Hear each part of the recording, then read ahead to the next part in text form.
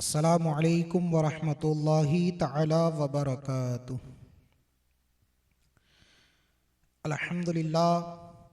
अल्हम्दुलिल्लाहि रब्बिल आलमीन वस्सलातु वस्सलामु अला सय्यिदिल मुरसलीन अम्मा बअद फ़अऊज़ु बिल्लाहि मिनश शैतानिर रजीम बिस्मिल्लाहिर रहमानिर रहीम। क़ाल अल्लाहु तबारक व तआला फ़िल क़ुरआनिल मजीद अत्तलाक़ु मर्रतान फ़इम्साकुम बिमअरूफ़िन औ तसरीहुम बिइहसान। तलाक़ के मसाइल और अहकाम सुनने से पहले आका करीम सल्लल्लाहु अलैहि वसल्लम की बारगाह अक़दस में अक़ीदत व मोहब्बत के साथ दुरूद पाक का नजराना पेश करें। अल्लाहुम्मा सल्लि अला सय्यिदिना व मौलाना मुहम्मदिन मादिनिल जूदि वल करम वालिहिल किराम वब्निहिल करीम व बारिक वसल्लिम। अभी तक की गुफ्तगू में आप हजरात ने तलाक़ के मसाइल तहरीरी तौर पर यानी लिख कर तलाक़ देने के जो मसाइल थे वो समाअत किए। अब हमारी आज की गुफ्तगू इस बारे में होगी कि तलाक़ के जो अल्फाज बोले जाते हैं उनकी कितनी किस्म हैं। शरीअत मुतहरा में तलाक़ के अल्फाज की दो किस्म हैं। हुज़ूर सदरुल शरिया बदरुत तरीक़ा मुफ्ती अमजद अली अलैहिर्रहमा बाहर शरीयत में लिखते हैं कि तलाक़ दो किस्म हैं, सरीह और किनाया। सरीह वो जिससे तलाक़ मुराद होना ज़ाहिर हो, अक्सर तलाक़ में इसका इस्तेमाल हो अगरचे वो किसी ज़बान का लफ्ज़ हो। हमारे यहाँ जिन लफ्ज़ों के ज़रिए से तलाक़ दी जाती है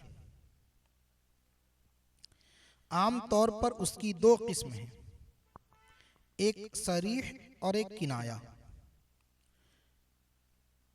पहले हम सरीह की तारीफ आसान लफ्ज़ों में और तलाक़ सरीह के क्या क्या अल्फाज हैं उसको सुनेंगे। जैसा कि हुज़ूर सदरुल शरिया ने फरमाया कि सरीह वो जिससे तलाक़ मुराद होना ज़ाहिर हो, यानी ऐसे अल्फाज चाहे वो किसी भी ज़बान में हो, उन अल्फाजों से तलाक़ का माना साफ और ज़ाहिर हो, किसी भी किस्म की पोशीदगी ना हो। उन अल्फाजों को सुनकर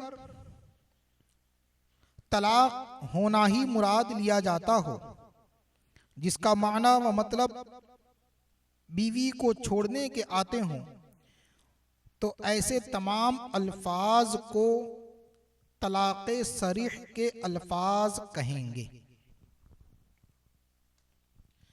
हुज़ूर सदरुल शरिया अलैहिर्रहमा सरीह का बयान उसमें मसला नंबर 1 बयान फरमाते हैं कि सरीह के अल्फाज क्या क्या हैं।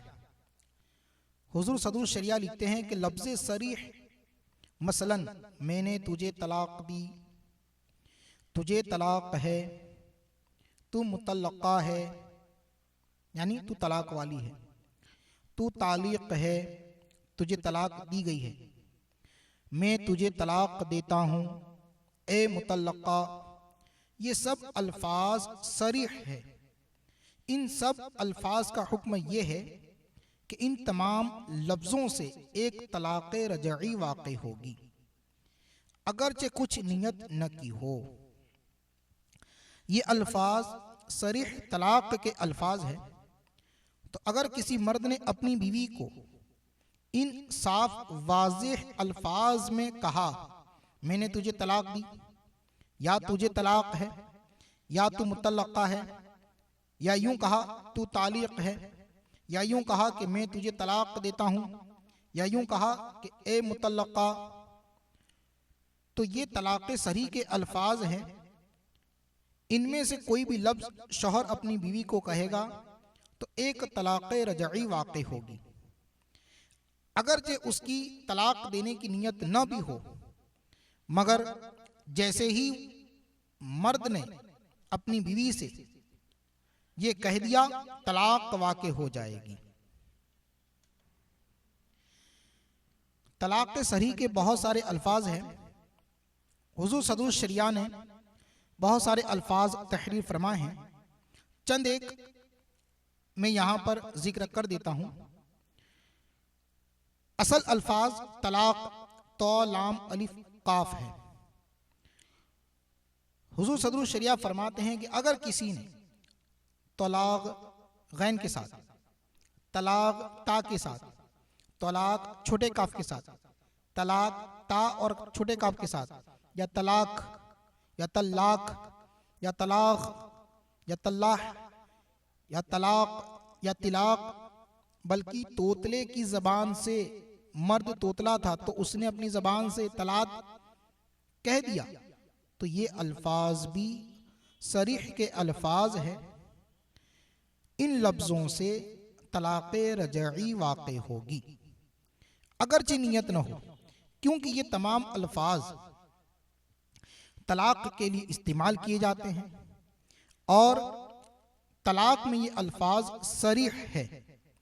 तो अगर कोई मर्द अपनी बीवी को इन अल्फाजों से तलाक देगा तो तलाक वाक़ई हो जाएगी। यूं ही उर्दू ज़बान में कहा मैंने तुझे छोड़ा, तो ये भी तलाक़ सरीह के माना में है, ये भी तलाक़ सरीही है।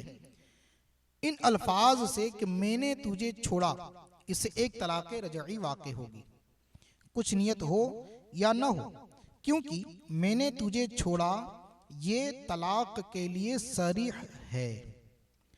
और इसी तरीके से किसी और ज़बान में कहा, मिसाल के तौर पर मैंने फारिग खती या फारखती या फारखती दी, या गुजराती ज़बान में मैंने फारगती दी, या किसी और ज़बान में कहा कि या इंग्लिश में कहा मैंने डाइवोर्स दिया, तो ये सब अल्फाज सरीह तलाक के अल्फाज है।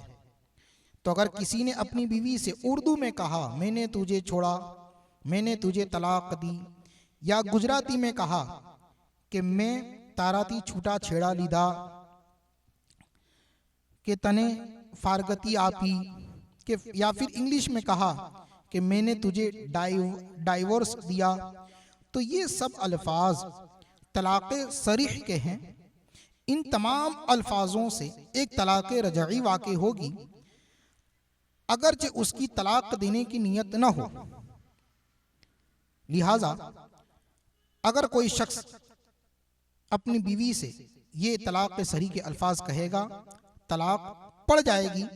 फिर अगर वो कहता है कि मेरी कुछ नीयत न थी, तो उसकी इस बात को न माना जाएगा, बल्कि फतवा यही होगा कि उसकी बीवी पर तलाक वाक़ई हो गई। यूं ही अगर कोई शख्स अपनी बीवी को धमकाना चाहता है और अपनी बीवी को धमकाने के लिए, डराने के लिए लफ्ज़ तलाक अपनी ज़बान पर लाया और डराने और धमकाने या फिर उससे हंसी मजाक के तौर पर कहा कि मैंने तुझे तलाक दी या मैंने तुझे छोड़ा, तो याद रखें इससे भी तलाक वाक़ई हो जाएगी। अगरचे शौहर 1000 बार कहे कि मैंने डराने के लिए, धमकाने के लिए या मजाक में कहा था, ये बात हरगिज़ कबूल न की जाएगी। शौहर ने जैसे ही अपनी बीवी से कहा कि मैंने तुझे तलाक दी या छोड़ा, इससे तलाक़ रजई वाक़ई हो जाएगी। इसमें नियत की कोई ज़रूरत नहीं है। हुज़ूर सदरुल शरिया फरमाते हैं कि किसी ने पूछा कि तूने अपनी औरत को तलाक दे दी? उसके जवाब में उस औरत के शौहर या मर्द ने कहा कि हाँ, क्यों नहीं, तो सिर्फ इतना कहने ही से तलाक पड़ गई। अगरचे तलाक देने की नीयत से न कहा हो।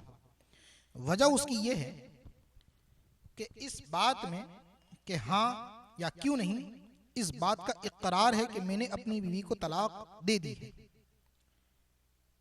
तो जब किसी ने पूछा या सवाल किया कि तुमने अपनी औरत को तलाक दे दी है, तो जवाब ना होना चाहिए या नहीं होना चाहिए, मगर उसके जवाब में इकरार करते हुए कहा कि हाँ क्यों नहीं। तो सिर्फ उस सवाल के जवाब में हाँ या क्यों नहीं कहने ही से उसकी बीवी पर तलाक वाक़ हो जाएगी, अगरचे उसने तलाक देने की नीयत से ना कहा हो, मगर इन अल्फाजों से एक तलाक सराही वाक़ हो जाएगी। यूं ही औरत को तलाक नहीं दी है, मगर लोगों से कहता फिरता है कि मैं तलाक दे आया, तो कज़ाअन भी तलाक वाक़ हो जाएगी। यानी काजी साहब और मुफ्ती साहब यही फतवा देंगे कि तलाक वाक़ हो गई और दयानतन नहीं। और अगर एक तलाक दी है और लोगों से कहता है कि 3 दी है, तो दयानतन तो एक होगी, मगर क़ज़ाअन 3 तलाक़ें वाक़ हो जाएगी। अगर जो कहे कि मैंने झूठ कहा था, तो काजी साहब और मुफ्ती साहब इस सूरत में यही फतवा देंगे कि जब तूने लोगों से कहा कि मैंने 3 दी है, तो ये 3 तलाक देने का इकरार है, तो ये तीनों तलाक़ें तेरी बीवी पर वाक़ हो गई। अब तेरी बीवी तेरे लिए हमेशा के लिए हराम हो गई। और भी बहुत सारे अल्फाज ऐसे हैं कि जो तलाक़ सरीह के माना में मुस्तअमल है, जिसको बोलने से तलाक़ सरीह का हुक्म लगता है। मसलन हुज़ूर सदरुल शरिया तुझे तलाक, तलाक हो जा, तू तलाक है, तू तलाक हो गई, तलाक ले, बाहर जाती थी और कहा तलाक ले जा, अपनी तलाक ओढ़, रवाना हो, मैंने तेरी तलाक तेरे आंचल में बांध दी, जा तुझ पर तलाक। तो ये सब अल्फाज तलाक़ सरीह के हैं। तो अगर किसी मर्द ने इन अल्फाजों का इस्तेमाल भी किया अपनी बीवी के लिए, तो इससे एक तलाक़ रजई वाक़ होगी और फिर उसमें नियत की भी ज़रूरत नहीं। फिर अगर शौहर कहता है कि मेरी नियत तलाक देने की न थी, तो इस सूरत में उसकी बात को नहीं माना जाएगा, बल्कि जितने अल्फाज उतने बोले उसी के मुताबिक फतवा दिया जाएगा और ये हुक्म दिया जाएगा कि उसकी बीवी पर तलाक वाक़ हो गई। मेरे अजीज दोस्तों, इन अहकाम को बार बार सुनें और समझें कि तलाक के मसाइल निहायत ही नाजुक हैं। इससे हंसी मजाक हरगिज़ ना करें, बल्कि शादी होने के बाद तलाक के मसाइल का इल्म हासिल करना फ़र्ज़ है। बार बार इसको सुने और तलाक देने से पहले 1000 बार सोचें, इल्म दीन हासिल करें। रब तबारक व तआला की बारगाह में दुआ गो हूँ कि मौला तबारक व तआला इल्म दीन हासिल करने की तौफीक रफ़ीक अता फरमाए। अस्सलामु अलैकुम व रहमतुल्लाहि तआला व बरकातुहू।